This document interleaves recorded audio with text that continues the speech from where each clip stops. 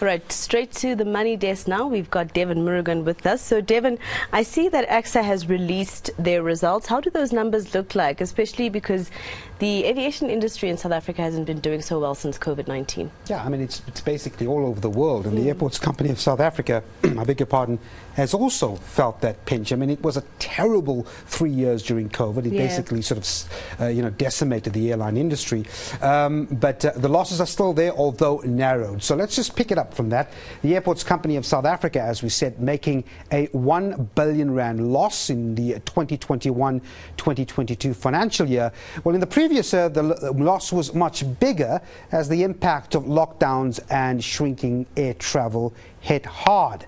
ACSA is a majority state-owned airport management company. It operates 9 of South Africa's airports. Mpumi Mpofu is the ACSA CEO. She joins me now. Mpumi, thanks very much indeed for your time and talking to us. I mean, as we were saying, it's been a tremendously tough 3 years with COVID decimating the airline industry. Your loss of 1 billion rand, though, is smaller than the 2.6 billion you reported previously. It's still a big one, though.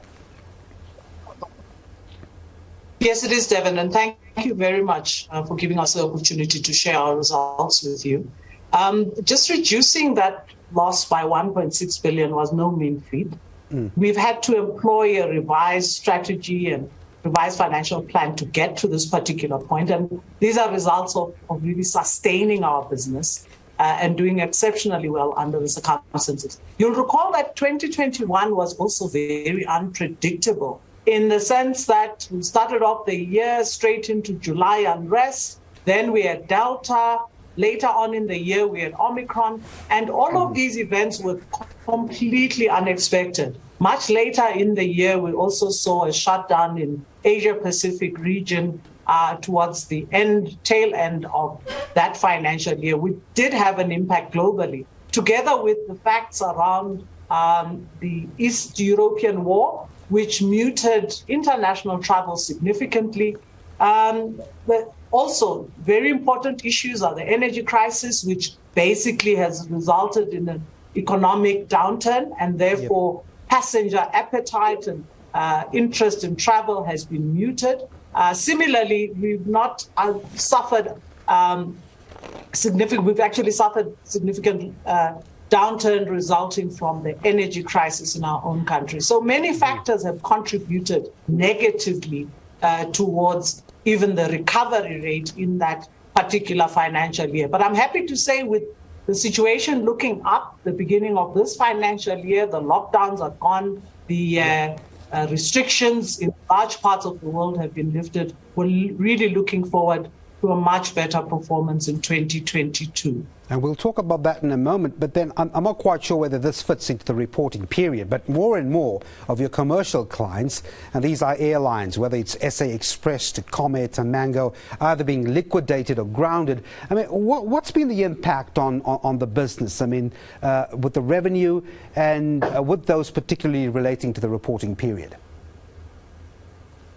Well, just in the reported period, I would indicate, as we have said, that we were able to up our revenue to 3.9 billion.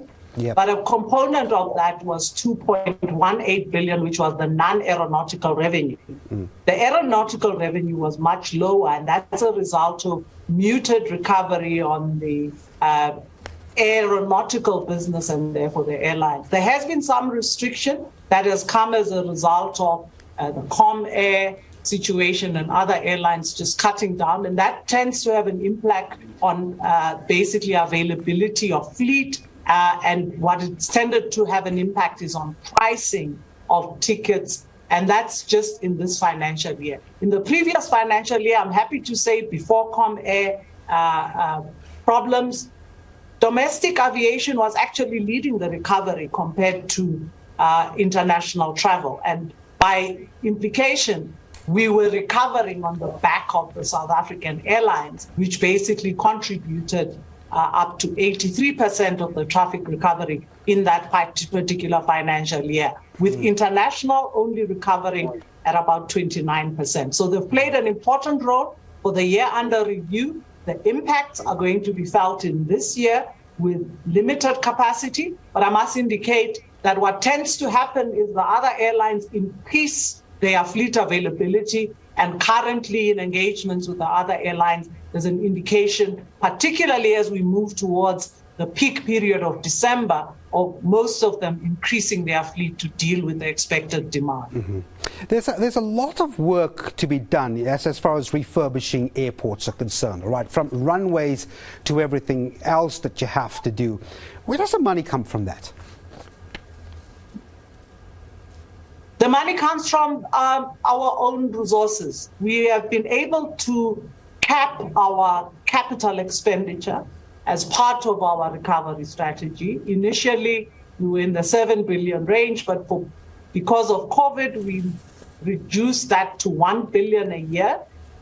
In that particular restricted year in COVID recovery, we've been basically spending CAPEX largely on the recovery-related maintenance and infrastructure.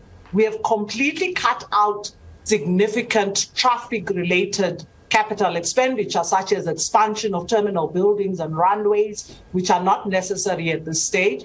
But what you will see in the detail is that we've increased our maintenance and engineering and refurbishment through the 1 billion we've allocated for CAPEX. And that basically means as we recover and bring back what were previously mothballed parts of our facilities, we have to make sure they are ready to be able to cater for the increasing traffic that's illustrated in the recovery. By definition, we will only realistically spend on traffic-related capital expenditure much later in 2023 in readiness for what is expected as a return to 2019 performance levels in 2024. Yeah. And just before I let you go, Mpumi, a lot of talk about interested private parties wanting to buy some airports of the company. I mean, that was up to the lead-up of this results. What do you make of it? I just want to know what your position is on that. We quite clearly align ourselves with the position of the shareholder, the majority shareholder, who has indicated that ACSA is not for sale. And we really aren't. We have designed the most exciting recovery plan that includes expansion of our activities rather than cutting them down. We have a clustering system that deals with some of the issues that may be referred to, of ensuring that our smaller airports benefit from the size, scale, and traffic in the larger airports. So we've constituted a cluster system, which basically means the smaller airports now operate under the big airports.